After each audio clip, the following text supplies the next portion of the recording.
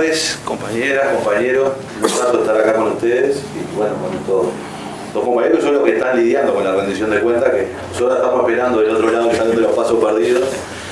Me parece muy buena la idea de poder colocar rendición de cuentas, gobierno nacional, el proyecto del gobierno nacional y lo que está sucediendo en Canelones, por una sencilla razón, porque hoy es un sábado de mucho frío y si solo vamos a hablar de rendición de cuentas vamos a hablar de malas noticias, ¿no? Entonces por lo menos a ver de alguna noticia buena, que es lo que está haciendo el gobierno del Frente Amplio en Canelones, porque la verdad que cuando uno mira la rendición de cuentas para un lado y para el otro no encuentra una sola buena noticia, pero no hay un solo tema que uno diga qué bien. Pero por lo menos calentamos un poco. Claro, pero sirve para calentarse en una noche de frío, sirve para calentarse. Yo arrancaría con el tema rendición de cuentas, arrancaría primero diciendo que todos los que estamos acá estamos equivocados. Porque la verdad, el país está maravilloso. Prendemos la tele, escuchamos algunas radios y leemos algunos diarios y la verdad que los que estamos equivocados somos nosotros. No hay más gente durmiendo en la calle, eso es falso, aunque lo veamos todos los días. Me contaban los compañeros recién que acá todavía no se inauguró el pasaje y ya tenemos lamentablemente gente viviendo ahí. Sí. Las han sacado, las han corrido del centro de Montevideo y ahora se ven en todos los barrios gente durmiendo en la calle por todos lados, familias enteras. Qué falso que no hay trabajo, está lleno de trabajo, ¿no? Y que además los salarios andan volando por las nubes. Y el ministro de Desarrollo Social dice que está todo fantástico. No hay problemas. Ese es más o menos el tono de lo que estamos viendo, que es una pelea de relato contra la realidad. Y yo quiero empezar por ahí, porque yo siento de que este gobierno tiene un enorme blindaje mediático, en donde uno va a los medios de comunicación y es el interpelado, todos los periodistas dicen que nosotros estamos equivocados, ¿no? Y no hay ningún periodista que le haga una pregunta al gobierno para decirle, che, ¿qué pasa con esto? ¿No? Porque cada vez que hace alguna cosa, sucede algo que está bastante mal, la culpa la tiene el Frente Amplio, la culpa la tuvo la pandemia, ahora la guerra con Rusia, ahora, ¿no? Siempre hay una excusa. Es el gobierno que ha construido más excusas y que esas excusas además las reproduce sistemáticamente la prensa. Pero ¿por qué yo arranco con esto? Porque yo creo que acá hay un elemento que es importante y este debate lo venimos sosteniendo en contra de un discurso hegemónico de los medios de comunicación desde hace varios años. Y en la campaña electoral del 2019, cuando debatíamos algunos temas, estábamos peleando un relato contra otro, ¿no? Nosotros decíamos que iban a pasar determinadas cosas porque el plan de la derecha era llevar adelante un ajuste fiscal que iba a impactar en la vida de la gente, en el empleo, en el desarrollo del país, que iba a recortar derechos, y nos decían que eso era mentira porque lo que ellos decían es que todo lo que estaba bien lo iban a dejar y que iban a cambiar las cosas que estaban mal. Y esa lucha de relatos, de contextos, era bastante desigual hacia nosotros porque ellos ya tenían ese blindaje mediático de antes, que iba construyendo ese discurso de que en el lugar estaba todo mal cuando gobernaba el Frente Amplio. Pero hoy hay un cambio muy importante que, si bien todavía no se logra del todo percibir, es que ya no es una lucha de relatos, es un debate entre la realidad y lo que nos quieren contar. Y yo creo que ahí hay una clave muy importante, porque nosotros ahora tenemos la demostración de la realidad concreta, de lo que está sucediendo todos los días, de lo que pasa que al final del día la gente, cuando abre la heladera, tiene menos. Entonces, por más que la televisión, que la radio siga machacando de que estamos fantásticos, ¿no? Ese discurso de la prensa empieza a chocar contra la realidad concreta de la gente, en nuestros barrios, en distintos lugares. Y creo que ahí hay una oportunidad para sentarse en esa realidad, para apoyarse en esa realidad, para construir organización desde abajo, como está sucediendo con las ollas populares, con un montón de procesos que se están dando, para empezar a revertir esa situación de esa pelea tan desigual que tenemos con los medios de comunicación. Y la verdad es que la única forma de ganar a los medios de comunicación no es en los medios de comunicación, es en la calle, es en los barrios, es juntando gente, es organizando a los barrios, a los colectivos. Es ahí donde se da la verdadera batalla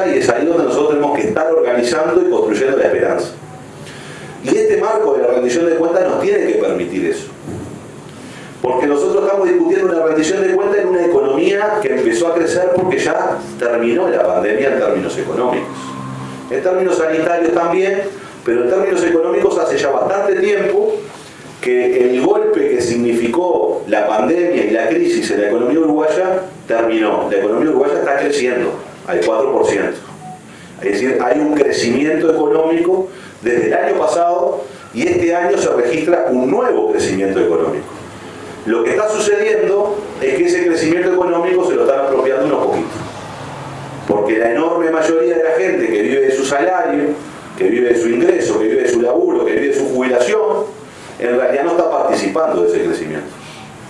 Sino que en el mejor de los casos,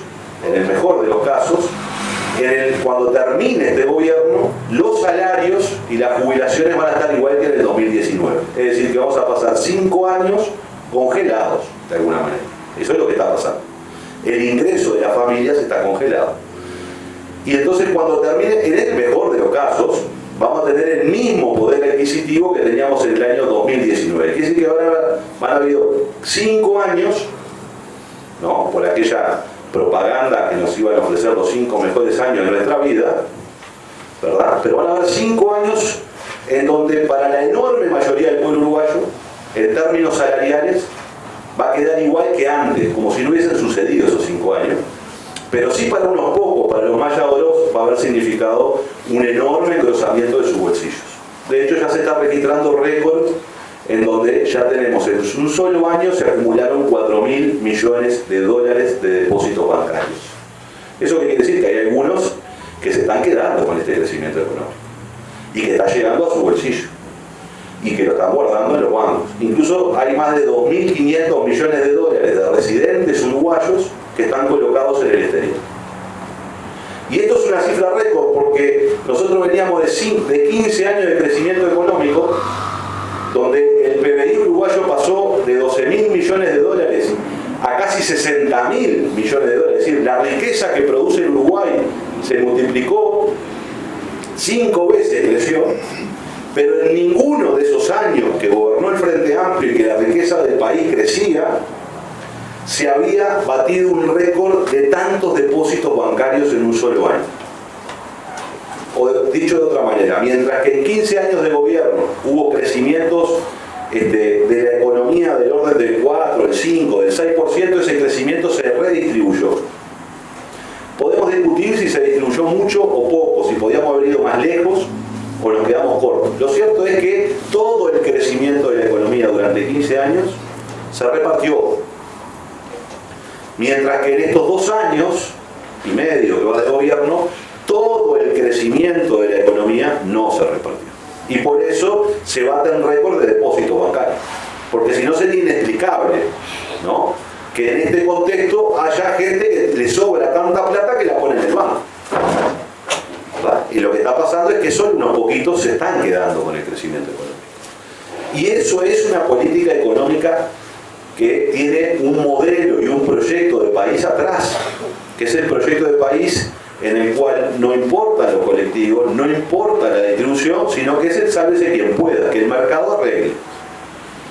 Y en este contexto, además, se está dando otro fenómeno que es muy importante, y es producto de las circunstancias en las que estamos, producto de las persecuciones sindicales, producto de una política económica que penaliza las reivindicaciones, como han tratado de meter preso a los docentes, como han tratado de presionar desde el Parlamento, de otros ámbitos, a otros actores que han planteado cosas, ¿no? Lo que termina sucediendo es que lo que está también apuntando para seguir concentrando riqueza es destruir las herramientas que tiene la gente para organizarse, los sindicatos, las organizaciones sociales, las organizaciones que nuclean a las personas para defenderse. Y hay una política antisindical, se van a votar leyes antisindicales ahora, ¿no? Es decir, uno mira y hay una agenda que implica concentración económica y destrucción de las capacidades que tiene la gente para manifestarse, de las posibilidades que tiene la gente para juntarse y reivindicar sus derechos. Ese es el escenario en el que estamos viviendo, ¿verdad? Y en ese escenario lo que termina logrando es algo que es terrible, y es que sí, efectivamente hay trabajo en el Uruguay, aunque se ha perdido mucho trabajo en el país, pero lo que pasa es que ese trabajo vale menos. Esta era la política económica. Lo que estaba por detrás de todo lo que venía llevando adelante esta política económica es que vos trabajes por menos plata. Es decir, que tu esfuerzo personal valga menos. Y esto es importante porque cuando a veces discutíamos con algunos vecinos nos decían, no, mire, yo lo que tengo lo tengo por mi esfuerzo personal, porque me levanto a laburar, porque laburo, porque me robo trabajando, o tengo una profesión porque estudié y porque me esforcé y entonces me recibí de algo. Sí, el esfuerzo personal es importante. Ahora, tu esfuerzo personal te va mejor cuando hay una política económica que lo que hace es distribuir la riqueza, es decir, valorar el esfuerzo de la gente que trabaja y remunerarlo bien, y te va peor cuando hay un contexto económico en donde lo que están haciendo es gobernando para los mayores. Por más esfuerzo que vos hagas, cada vez tenés menos. Y esto es lo que está pasando hoy en el Uruguay, está lleno de trabajadores que cada vez son más pobres. Y un dato de esto, para verlo, es que uno de los componentes que explican en parte por qué no ha caído tanto la tasa de desempleo, si bien hay desempleo en el Uruguay, se debe a los jornales solidarios, que hay 30.000 en el Uruguay, que es trabajar por 12.500 pesos. Entonces, esa es la precarización del empleo y es la generación de políticas para que vos, en un contexto donde no hay laburo, donde está difícil, bueno, si a vos te dice, mirá, te vamos a tener que bajar el sueldo, agachar la cabeza, porque sabés que no podés dejar ese trabajo porque no está difícil conseguir en otro lado. Entonces se viene también de la mano una precarización del empleo, precarización absoluta. Tanto es así que en los departamentos del interior, salvo Montevideo, Canelones y Colonia, salvo en esos, el llamado que se hizo para los jornales solidarios, ¿verdad? La gente que se presentó no solo desbordó la cantidad de cupos, sino desbordó algo que es peor. Cuando vos mirás el índice de desempleo, por ejemplo, de Cerro Largo, te dicen que en Cerro Largo hay 1.000 desempleados. Cuando se hizo el llamado para los trabajos de jornales solidarios, se presentaron 8.000 personas. 8 veces más que la cantidad de desempleados que está registrado en ese departamento. Eso tiene dos explicaciones. O se está pidiendo mal el desempleo, porque me decís que hay 1.000 y hay 8.000 que están dispuestos a trabajar por 12.500, o lo que está pasando es que en realidad lo que hay es una precarización enorme del empleo, donde hay mucha gente trabajando de changa ganando menos de 12.500 pesos.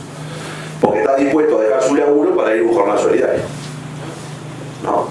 Entonces, este es el proceso terrible que se está viviendo en el país, y eso es responsabilidad de una política económica que se sustenta en el presupuesto nacional y en las rendiciones de cuentas. Pero no termina ahí el problema, porque si ese fuera solo el problema, bueno, uno decía, bueno, hay que tratar de mejorar las condiciones de empleo, que los trabajadores puedan negociar mejor, buscar algún aumento. El problema es que además el salario cada vez vale menos, porque en una sociedad hay dos formas de distribuir. Una directa, por la vía del salario, tanto el salario o la jubilación. Uno para vivir necesita comprar determinados servicios, determinados alimentos y pagar bienestar, salud, etcétera, etcétera. Y eso lo paga con su trabajo o con la jubilación. Esa es la forma directa de distribuir. Hay una forma indirecta que son las políticas públicas. ¿Qué quiere decir esto? Vos podés ganar 10.000 pesos, pero si no tenés que pagar los medicamentos, esos 10.000 pesos los podés destinar solo a alimentos. Si tenés una buena política de vivienda, seguramente no tengas que pagar alquiler o irte a vivir en un asentamiento. Si podés acceder a la educación y no tenés que pagar por la educación, etcétera, etcétera, etcétera. Entonces, la distribución secundaria, que son los bienes y servicios que recibimos, también se está achicando. Y ese es el otro problema cuando decimos recorte del gasto. Recorte del Estado significa que cada vez tengo que poner más plata de mi bolsillo, de un salario más chico, para comprar cosas que antes no tenía que comprar porque esos servicios y esos bienes los proveía el Estado. Ejemplo de ellos son los medicamentos, en donde ha habido un recorte brutal de medicamentos, ¿no? En donde la gente va hay cosas terribles. Yo estuve, por ejemplo, en Colonia, ¿no? Y en un hospital le dieron un premio, al director del hospital fue Cipriani, le dio un premio porque había logrado una eficiencia maravillosa en el tema de los medicamentos. Y a mí lo que me decían los usuarios es que antes a los enfermos que tenían que ver necesitaban cuestiones de la presión, del corazón, le daban medicamentos para los 30 días, es decir, con 30 pastillas, y ahora en ese hospital le dan 20 pastillas. Y esa es la eficiencia que reclama, que reivindica Cipriani, es decir, ahora te da una de 20, entonces vos tenés hasta el 20, podés tomar medicamentos, del 20 al 30 lo tenés que pagar en tu bolsillo. Y para ellos eso es eficiencia. Claro, gastan menos. No van a gastar menos si te están dando menos, ¿no? Y eso pasa en la salud, que es un recorte brutal y que se va a acentuar ahora porque han retirado la emergencia sanitaria y hay un montón de gastos que se estaba llevando adelante en la salud que se cubría con el fondo del COVID. Entonces esto va a verse acentuado en el futuro, porque lo que se estaba financiando con el fondo COVID, que no era solo la cuestión de COVID, eran otras cosas, ahora ya no va a estar más, porque se sacó el fondo COVID, que era una cantidad de recursos. Entonces ahora la gente o no accede a los medicamentos o tiene dificultad, así como no accede a los especialistas porque no se están contratando, ¿no? Y después han hecho otras cosas maravillosas, de promesas que habían hecho en el caso de la salud, son como para escribir un libro, porque en Palmita prometieron una ambulancia, y está la ambulancia, no tiene chofer. Conchillas también. Claro, entonces compraron una ambulancia, pintaron una camioneta, la pusieron allá y dijeron, acá está la ambulancia, ahora no tiene chofer.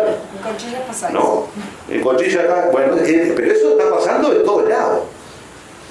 Habían prometido un CTI en Tacuarembó y llevaron una ambulancia, que es una ambulancia especializada, y fue Cipriani y lo inauguró como un CTI móvil.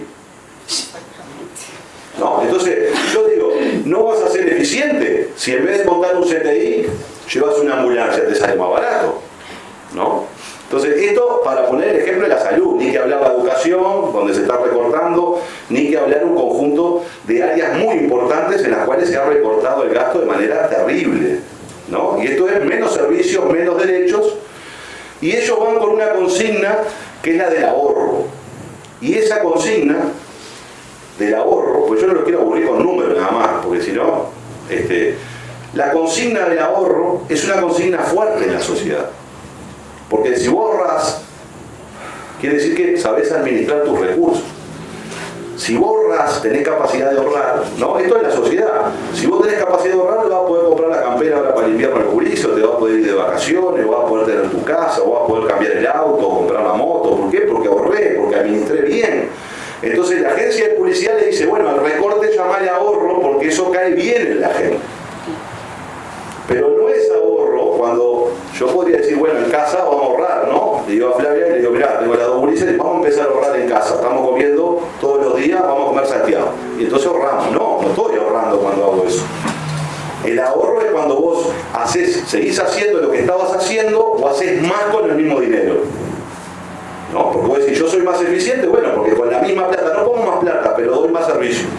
Entonces ahí sí estás ahorrando y estás siendo eficiente. Ahora, cuando vos recortás el dinero y recortás los servicios, no es ahorro. Eso se llama pérdida de derechos lisa y llanamente. Y eso es lo que está hoy en la rendición de cuentas, además de otras perlitas que tiene la rendición de cuentas. Pero a esto hay que sumarle que los mismos que se plantearon que no iban a poner impuestos recaudaron 110 millones de dólares por la vía de aumentar los impuestos.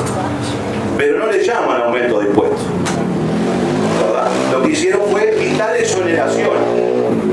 No, pues son unos magios, tienen una magia maravillosa para la consigna y la prensa además los ayuda. Entonces antes yo iba para la tarjeta, me descontaban 2 puntos de IVA, ahora no me lo descuentan más, o sea, me aumentaron el IVA. Pero yo hice, no, yo no aumenté el IVA. Después tenían que hacer el cálculo de cuánta gente iba a pagar el RPF, hicieron una cuenta para que entrara más gente a pagar el RPF, ¿no? Y de ahí recaudaron mucho más. Entonces, no solo tengo menos servicios en salud, en educación, en vivienda no han construido nada todavía, ¿no? Vienen como por 4 fideicomisos que hasta ahora de bloque no ha levantado ninguno. En Paysandú, la ministra de Vivienda fue a inaugurar viviendas del plan Juntos. Y salió en la prensa que estaba inaugurando el plan Juntos, que estaban construidas de antes.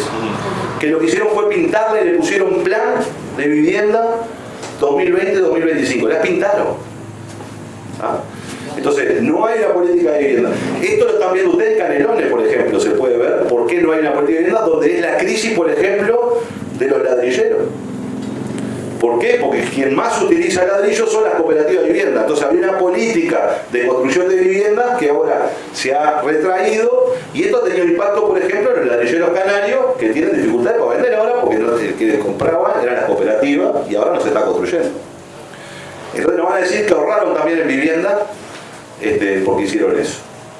Entonces, lo que termina construyendo el gobierno es un relato muy falso del cual nosotros tenemos que empezar a hablar de realidades. Antes había más vivienda o había menos vivienda, se construía más o se construía menos.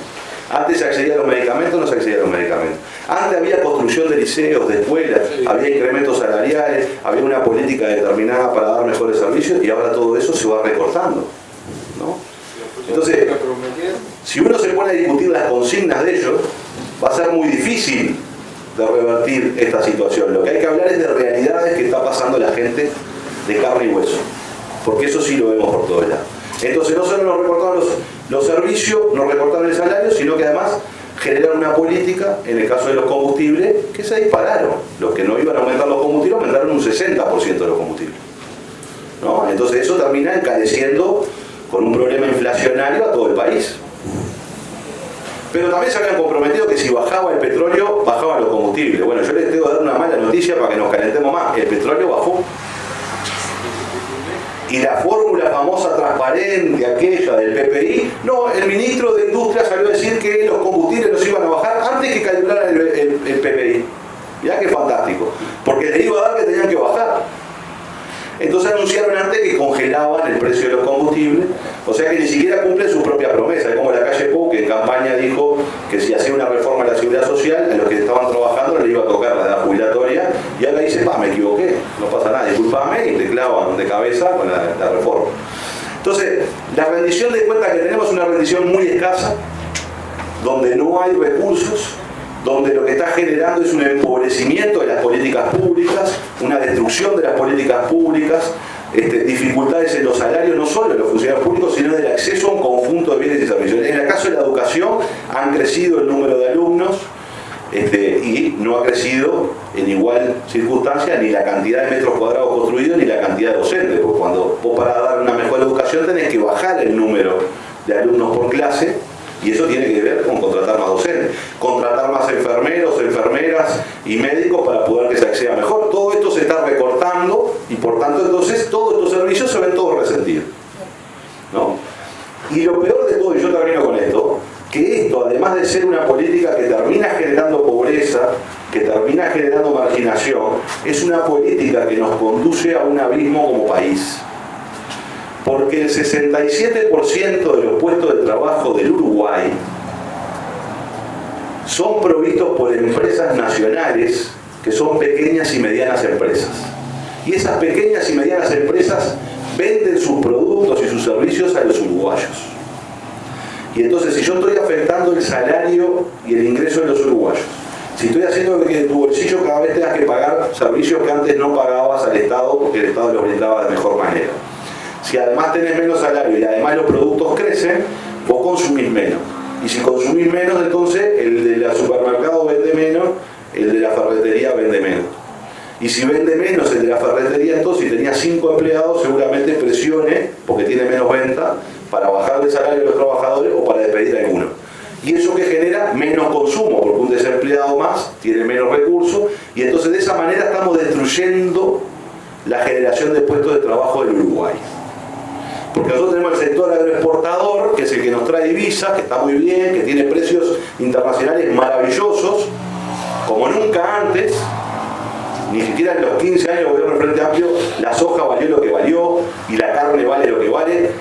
Es impresionante. Si antes había viento de cola, como bien dijo Danilo, hay un huracán de cola, ¿verdad? Pero esos no generan tantos puestos de trabajo. Lo que genera puestos de trabajo son las otras cosas. Y la depresión social. Exacto. Entonces, este proceso en donde hay menos consumo en el Uruguay porque hay menos ingresos, porque los uruguayos y las uruguayas tienen menos plata, es un proceso que es como una espiral descendente que va destruyendo empleo, va destruyendo capacidades productivas.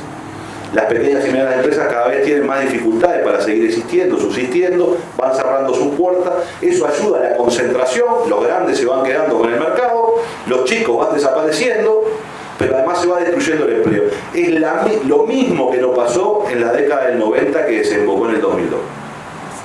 Así empezó, porque la crisis del 2002 no vino de la nada, vino de un proceso en donde se había destruido las capacidades productivas del país, donde se habían eliminado los empleos, donde habían cerrado las fábricas, donde las empresas cerraban sus puertas y donde teníamos algo maravilloso que era empresas quebradas, pero empresarios ricos todos, ¿no? Ninguno fue al Mides a pedir, ¿no? Entonces, ese fue el proceso. El INDA. Exacto, ese fue el proceso. Y estamos entrando en un proceso similar. Estamos entrando en un proceso similar, en donde hoy cada vez va a caer, sigue cayendo el consumo. Entonces, si no hay un cambio de la política económica, va a ser muy difícil. Una política económica de esta naturaleza genera solo eso: concentración en pocas manos de la economía. Además, esto están vendiendo todo lo que pueden del Estado, por supuesto, ¿no? Pero concentración en pocas manos de la economía, una enorme bolsón de gente sin posibilidades de empleo, con bajo consumo, y por tanto la destrucción de las capacidades productivas que tiene un país para desarrollarse, ¿no? Entonces, lo que necesitamos es generar más fuerza social desde abajo para resistir este proceso, para plantear de que es posible otra política económica, que es necesaria otra política económica y que necesitamos construir las condiciones sociales, de mayorías sociales, para construir esa nueva política económica. Para resistir el embate ahora, pero para construir esa nueva política económica. Y esa es la tarea que tenemos por delante, que yo creo que hay que seguir trabajando fuertemente en eso, para de alguna manera tratar de frenar en algo esta política económica y seguir construyendo, en definitiva, las fuerzas sociales para la esperanza de que estos terribles 5 años, que van 2 años y medio, se terminen pronto. Yo la dejo por ahí.